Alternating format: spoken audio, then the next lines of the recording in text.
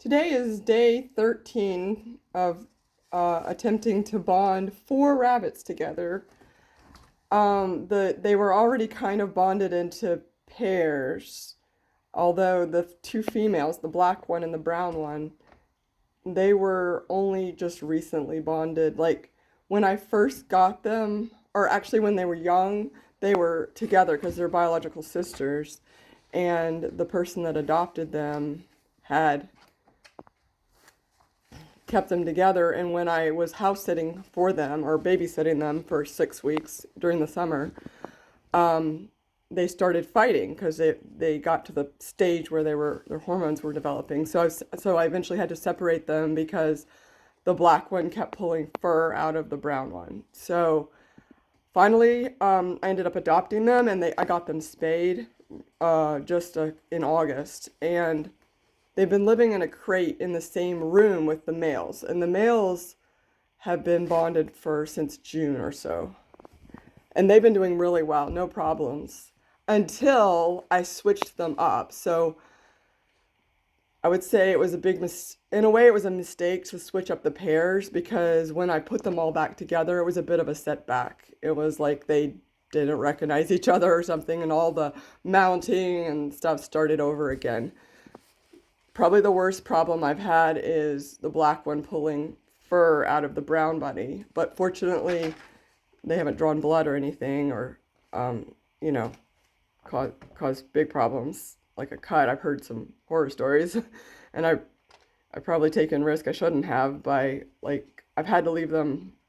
I've ended up sometimes leaving them unsupervised just because it sounded so calm in here.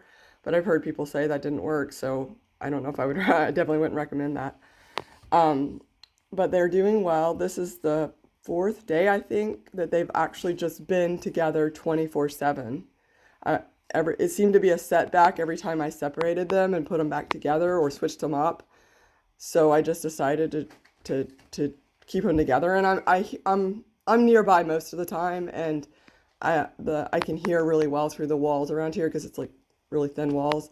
So I mean, if they really got in a fight, I think I'd hear it. And I've just been keeping an eye out. One big mistake I made was putting them together too soon in a big area. Because every time I do that, they start chasing each other, and eventually they'll like do a little bit of nipping, like pulling fur. Um, but the second day I did that, there was a lot of chasing in the first day. But the third time, they made it 15 minutes before any real fight broke out. But I wouldn't recommend that. And the third mistake I've made is trying to not using neutral territory. Like even this cage was where the two females were living um, just before I started bonding. And that's mainly just because I didn't have a place ready, and I wanted to go ahead and start the bonding process. Um, if I go into a larger space, when I go into a larger space, I think I'll try harder to find a neutral territory, because this gray bunny considers that big area his, and he definitely gets territorial.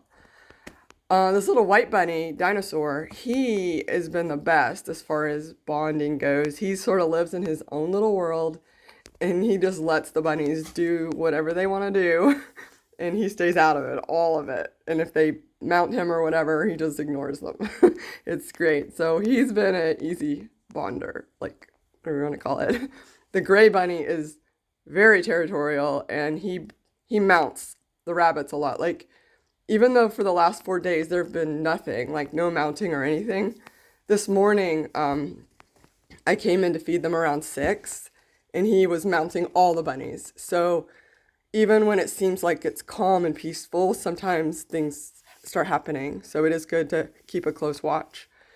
And but fortunately, the two females have not been fighting in this small cage. I've had a lot of trouble with them, even in this smaller cage, with some chasing and fighting and biting. But the last 4 days, it's been peaceful and calm, and they seem to have been getting along. So I hope it continues to go well. They seem to be doing pretty well overall, and They were, I mean, in the same room, like I said, before I started the bonding process, but it's taken about, so far I mean, it's 14, almost 2 weeks, but I think they're going to do okay. I know some pairs are easier to bond than others. I would say these are relatively easy to bond.